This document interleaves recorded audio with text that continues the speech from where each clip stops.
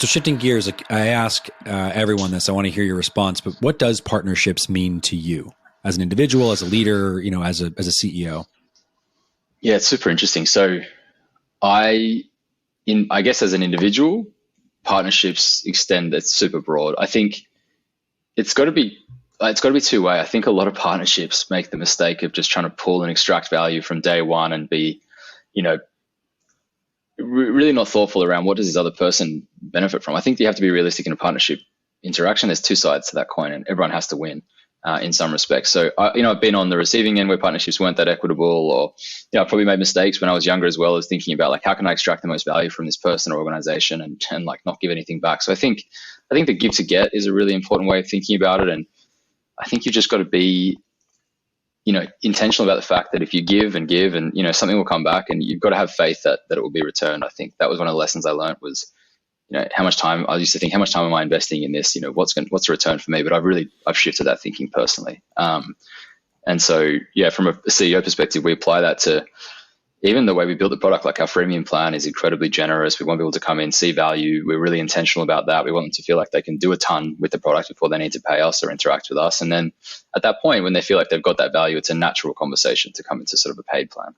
It's interesting to think about PLG and freemium as perhaps a partnership, right? I actually haven't thought about that out loud. So, I want to double click on that. So we're talking about, you're building a business. You've got a great, I've seen the platform. I've used it. It's great. I can certainly vouch for it in that sense.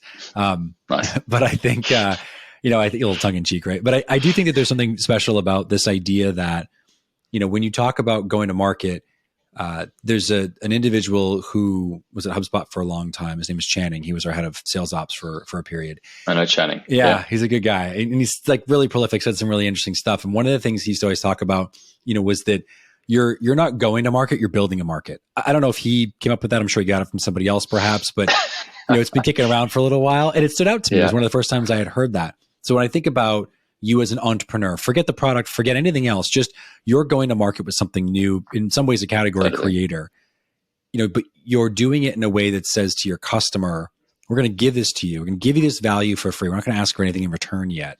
We just want you to use it. And from that use, derive enough value to say it's worth an amount to pay moving forward. So do you start off, just more of an entrepreneurial question here, but do you start off then sitting in a room, right? The room where it happened, whatever that is. And you say to yourself like, oh man, I want to go and use freemium because I believe that it's a good way to get customers engaged. Or do you do it because of what we were just talking about, which is that kind of a leading question, forgive me, but that partnerships, right? As a cornerstone in terms of partnering with your customer even is the best way to deliver value to then obviously be able to receive value in return. Look, I think the reality is as a business builder, one part of it is this is a great way of acquiring customers because it's ultimately low barriers to entry, the friction is reduced.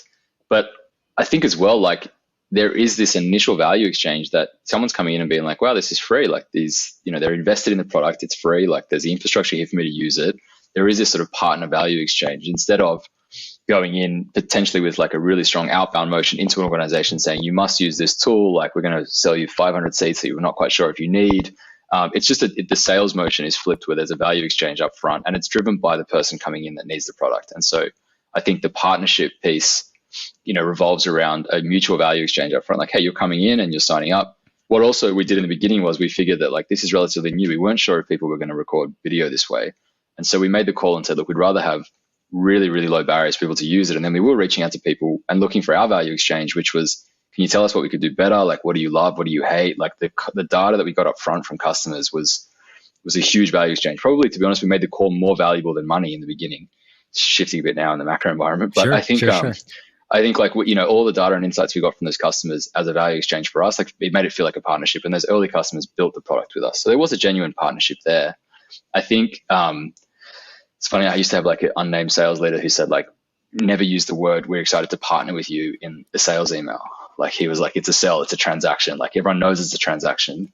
So that's always been in the back of my mind. Like I thought that was a fair comment, like when you're going and selling someone to something, like they're paying you, they're using the product, it's not a partnership. But I think that shifted a little bit. I think people see software, it's like easy to use. They can get hold of people who built it. Like it feels more collaborative these days. So yeah, collaborative is a good word. Doesn't ring true. Yeah, it's a good word to call out. I mean, I think, I've probably heard a version of that before as well. This is not a partnership. We're not friends. Like Correct. this isn't your buddy. They're giving you cash for something in that sense. You're right. But I do think that you're seeing a trend. Maybe it's not a trend. Maybe it's just a fundamental shift, but in the way that buyers interact with brands, that they expect a measure of trust up front. Right. And there's, I had somebody on the show a couple of weeks ago who was talking about, trust as a currency, talking about like just market validation as a currency. And, when you think about going to market now with anything new, you can go and create a category, or you can look at folks that are already in that category that exists, in that space, I should say, that exists, and not have to create from scratch. You can partner with those folks to obviously engage. So that's interesting too. Well, cool, man. This is it's been a great conversation. Is there anything else you want to share with the audience here? Or most importantly, certainly, how can they get in touch with you if they want to find you in the internets of the world? Yeah, for sure. I mean, from a Vouch perspective, we have that free option. So, head to vouch.com. We'd love to acquire vouch.com, but shout out to the guy who's the main squatting on it for north of $1 million. That's cool. But I think jump there, sign up for free, use the product, ping me directly on LinkedIn. My email is gary@vouch4.com. We'd love feedback. So just jump in and start using it. And I think, more broadly, like, thanks for having me on. It's awesome we could do this formally. We've chatted a few times informally, but this is cool. Yeah, it is. It's been fun. And I think the thing for me, core takeaway from this is, certainly Vouch as a product is cool. I don't mean to make the entire episode about shouting you out, although I do think that you have a great solution. I think most importantly, it's that I wanted to have you on because the trend with video becoming more and more about true human interaction, understanding your customer, understanding your partner in this case.